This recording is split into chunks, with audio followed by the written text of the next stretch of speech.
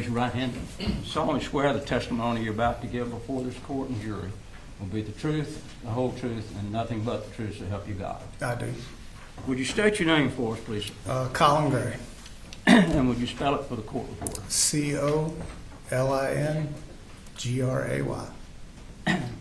And Colin, where did you grow up? So I grew up originally Marietta, Woodstock area. Spent most of my youth, middle teenage, high school years there. I guess early 20s, mid 20s or so, moved out to Winder. And when did you end up meeting Marcy? So I met Marcy, I would say 2008, after the stock market crashed, 08, 09, construction basically came to a halt. I was offered a job at Lund International and met her there. All right. And what kind of work were you doing when you met her? So my entire career has been in construction as a construction superintendent. During my time at Lund, I was a director of facilities at Lund when I met Marcy. All right. And I think we heard that she was an engineer, is that correct? She was an engineer there, yes, sir. And did you and Marcy have children? We did. We had 3. Colt was the first child born. Jenny Reen was our second, and little Coley was our third. Okay. When Colt was born, where were you living? So we were living on Beach Creek Circle in Winder. Okay. And how long did you reside in Winder? So when I first met Marcy, we dated for a very short time, and I moved in with her. So I would say that, 09-ish time frame until after Jenny was born. Okay. And at some point, I think we saw in one of the statements you moved to a farm. In Statham, yes, sir. Mm-hmm. And how long did you keep the farm? So we kept the farm for several years.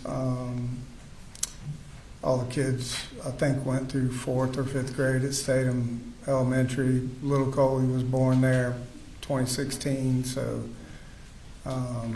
we were there for the majority of our marriage, I would say. Okay. And at what point did you leave Statham? So we left Statham, I would say, maybe a year prior to COVID.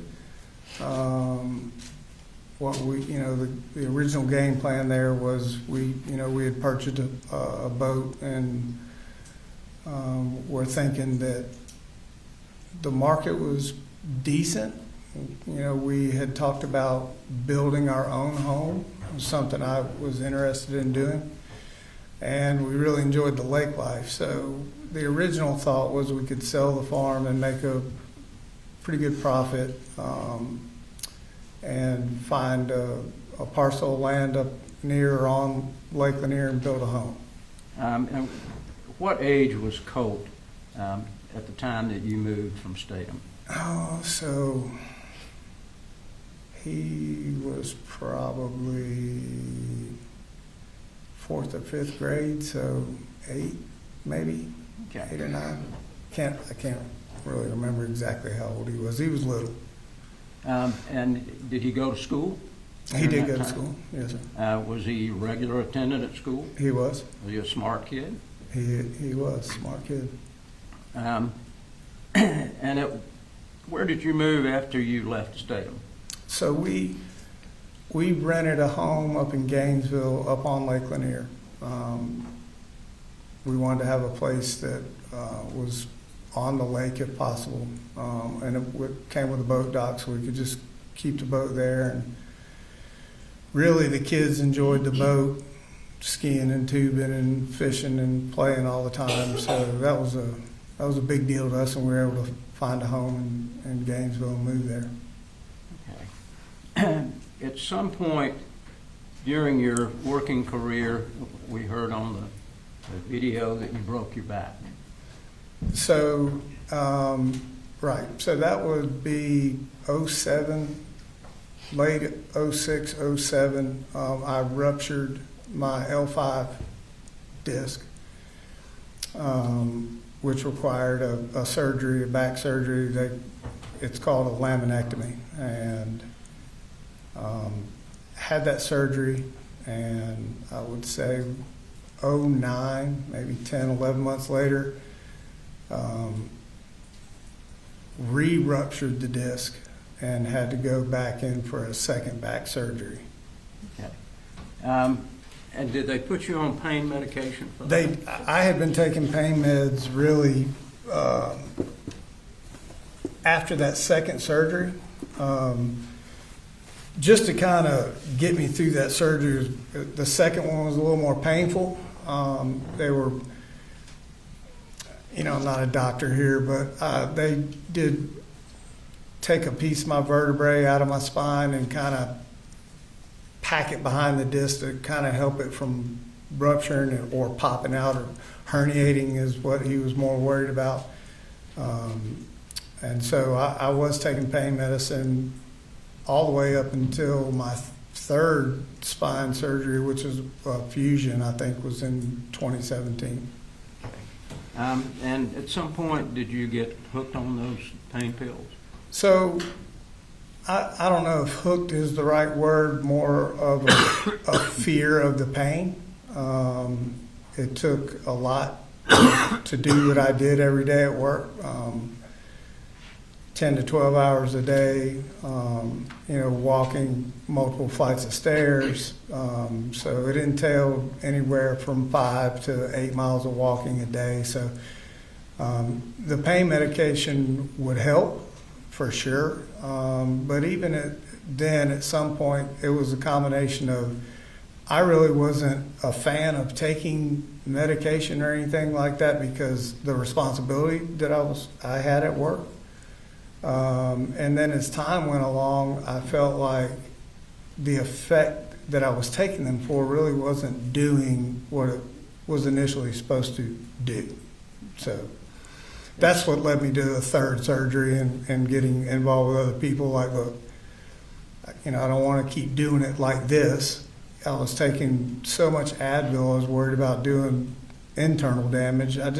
Something wasn't right after that second surgery, and I could feel it. So that's what led to the spine fusion conversation. And at some point, did you lose your medical insurance? So I lost my medical insurance when I changed jobs. So I had finished a relatively big project downtown, and a couple of the guys that were with the company I was working for decided they were going to start their own general contracting business and wanted me to come along with them and mentor, kind of general superintendent type of thing, and bring on talent and just help him build his company into what it was. So there was a lag of insurance in between those job changes. Okay.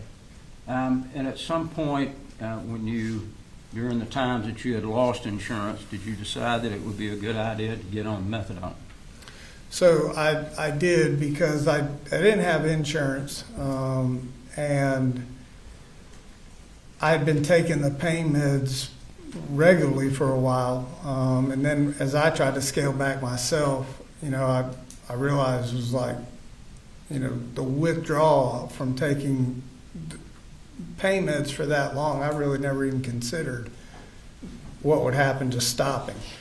So there were several times where I was very sick, and so had some friends that had done the same thing, went through this program, and said, hey, listen, there's a place in Auburn, Georgia, that they use methadone the same way. And I'm like, I know what methadone is for. I said, I'm not a heroin addict. That's what, I always related that word to. So I met with them and said, listen, I'm confused on what this is and how this works. And so I was advised at that time that this was a synthetic type of drug, and that there was not the euphoria, if you will, that came from taking regular pain meds, but it helped tolerate the pain, which was what I was actually looking for, but more importantly, it kept you clear, and it subsided 90% of the withdrawal that your body was going through. So I thought, this is kind of everything in one package here. So did not have medical insurance, and they offered the program where I could pay out of pocket to them. Okay. At what point did you move down to Fitzgerald? So we moved to Fitzgerald. I'd started this company with these gentlemen, and I think we were on our second project or so, and we started hearing whisperings of COVID, and nobody really knew what that was, and I certainly didn't. And as it went along, construction industry is very funny. It doesn't take much to throw people into, I wouldn't say a panic mode, but a more reserved mode and spending millions of dollars to either build a brand new building or refurbish the one that they have. So work started to slow down, and I've been in it my whole life. Guys in the company, I could see it coming. So that's when I started having conversations initially with Marcy of a couple of different things. Like, I can see what's coming. Marcy wasn't working at the time. Like, I could see the slowdown coming. I knew this because we were finishing a project, and typically in my role, when I get to about 3/4 of the way done with one project, I'm already working on the next project coming down the road and staffing and all that sort of thing. Well, there were none of those conversations going on. We didn't have anything on the books.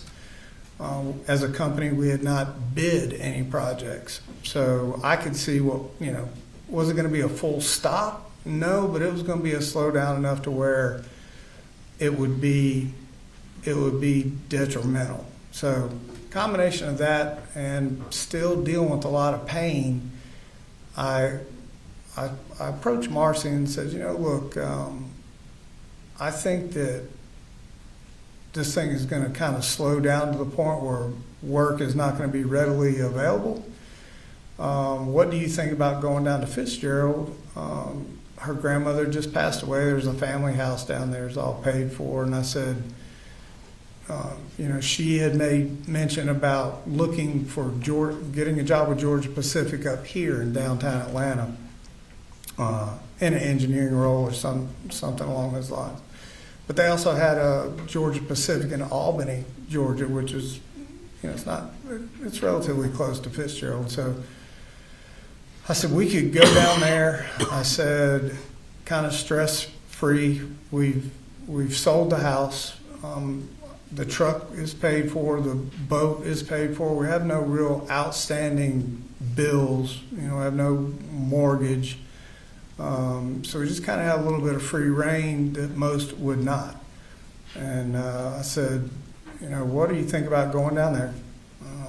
I'll just take 5 for a minute and just try to make sure I can heal, because initial x-rays, if you look at them, my bracket, the way it's screwed into my spine, is not perpendicular. It is off a little bit, and at certain movements it does hurt. And I said, I can take a little bit of time here and try to heal, just kind of take it easy. I could kind of reconnect with my kids more than I had been over the past few years, because work for me was intensive.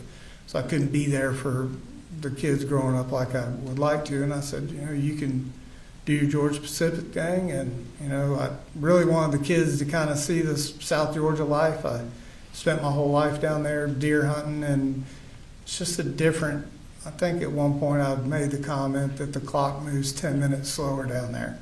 So I wanted my kids to experience that, that way of life down there. And so we moved down there through COVID, and as it turned out, COVID hit and everything had stopped. So it was a good decision to go. How old was Colt when you were there in Fitzgerald? So I think Colt would have been he was sixth grade. Is when he started down there. So 10, 11, somewhere in that range. Okay. Did he have any problems in sixth grade? So originally in sixth grade, I was the stay-at-home dad, which was a cool thing for me. So I would take the kids to school in the morning and pick them up in the afternoon. And Colt was making friends, had some buddies that, he hung out with. And, we would talk about those sort of things. And he was in Little League football down there, so we were at practice most nights. He was doing good for all I could tell. Was there a time when he apparently got behind a firewall and looked up how to kill your dad? Did you know anything about that initially? So I found out months after that had happened. I was never contacted by the school or SROs or anything like that. And Marcy never brought it to my attention for months after that had happened. I think we were actually on the way to football practice one afternoon, and she brought it up. And did she explain to you why he did that? She didn't. She just told me how the school had found out that he was doing that or had done that, and that's all that she had said about that. Okay. Were you concerned about it? Oh, I was concerned. Went immediately to Colt. I think we were sitting on the football field after practice, and I'm like, I need to understand this. So the conversation I had with him was his little clique of buddies that he had. He said they were all kind of venting, and one or another were upset with what their dad was doing or not letting them do. And that one of his friends had made mention of not necessarily killing his dad. I think he was like, one day when I get older, I'm going to show my dad kind of who's boss sort of thing. And so Colt said, just as a kind of joking kind of thing, he said to me, I just Google searched it just as a random thing. And I explained to him what a serious thing that was, and the red flags that come along with that. It's not a typical thing that a kid would do or search, and I expected to not have to be in that position to hear that months later from him or his mom. How old was he when that happened? Was he 11 or 12, or do you? So he was 11, and she was in sixth grade, I think. I want to say the reason I'm going at 10, 11 age is because when he was 12, I think that's when 12, 13-ish is when we went deer hunting for the first time up in Jefferson. So that would have been his age. Based on his search, did you ever know whether a counselor at school ever talked with him about that? No, I was not made aware of any counselor talking to him. Okay. Did you always feel like that you and Colt had a pretty good relationship from the standpoint of discussing things? Yeah, I always tried to create that kind of environment for him. I think at one point during all of this, people heard about the bubble. It's a thing that I kind of created with my children at a young age to give them the opportunity, and it may have very well stemmed from this incident that I didn't really care what they did. I just needed to understand what they were thinking when they got into the bubble, and they could talk freely about what happened, and, that way we could figure out how to fix it, and we would deal with, the trouble or punishment after the fact. But there was always a free avenue of communication between us, and I was especially that way with Colt, because at a young age I kept telling him that he was, his brother and sister were going to always look to him, as a role model, if you will. Any other problems with him in the 6th grade? No, not that I'm aware of. We did enjoy our time down there. We did a lot of fishing.